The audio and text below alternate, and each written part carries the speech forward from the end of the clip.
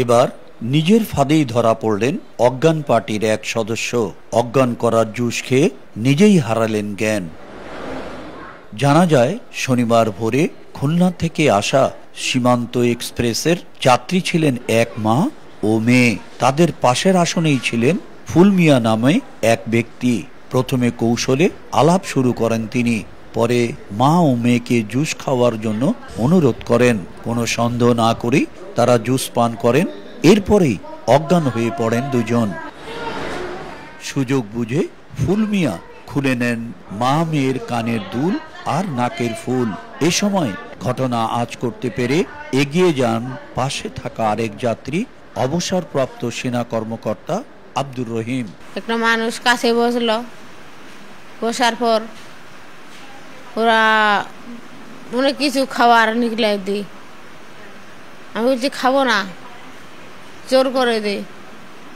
জোর করে দেওয়ার পর অল্পখানি মুখে দিই, পানিটা মুখে দিই। তারপর আর কিছু বলতে পারি না, কানের নেই, গালার নেই। আমার মায়ের কাছে টাকা ছিল। অনেক দূরের লোক আমার সাথে ভালো ব্যবহার করবে, করে আমাকে আমার চিন্তাই গুলো। আমরা বলছি ভালো মানুষ,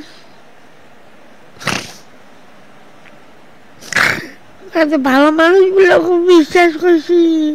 এ সময় জিজ্ঞাসাবাদ করলে ঘটনা অস্বীকার করেন ফুল মিয়া। পরে যাত্রীরা মিলে তাকে সেই জুস পান করতে বাধ্য করেন। জুস পান করতেই অজ্ঞান হয়ে পড়েন তিনি।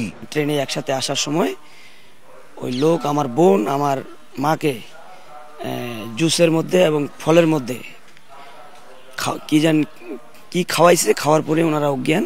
দুইজন মহিলা চিকিৎসার মাধ্যমে আপাতত সুস্থতা বোধ করছেন। সেই জন্য আমরা এখন যে তাদের অভিভাবক জনাব প্রদীপ রায়, তার মাধ্যমে আমরা জিআরপি পুলিশ সৈয়দপুরের নিকট আমরা হস্তান্তর করতেছি। ঠিক আছে। আর একজনের এখনো চিকিৎসাধীন অবস্থায় আমাদের কাছে আছেন। তিনি সুস্থ হলে আমরা তাকে জিআরপি পুলিশের কাছে হস্তান্তর করে দিব। বর্তমানে ভিকটিম দুজন হাসপাতালে চিকিৎসাধীন আছে এবং যে আসামি যাত্রীগণ দ্বারা ইনি মারধরের শিকার হয়, ইনিও হাসপাতালে ভর্তি আছে। ওনার আসামির বিরুদ্ধে নিয়মিত মামলা রুজু হয়েছে, মামলা তদন্তাধীন। আসামি হাসপাতালে ভর্তি আছে, ইনি সুস্থ হলে আমরা বিজ্ঞ আদালতে প্রেরণ করব। ঘটনাটি ঘটেছে খুলনা থেকে ছেড়ে আসা চিলাহাটিগামী সীমান্ত এক্সপ্রেস ট্রেনে।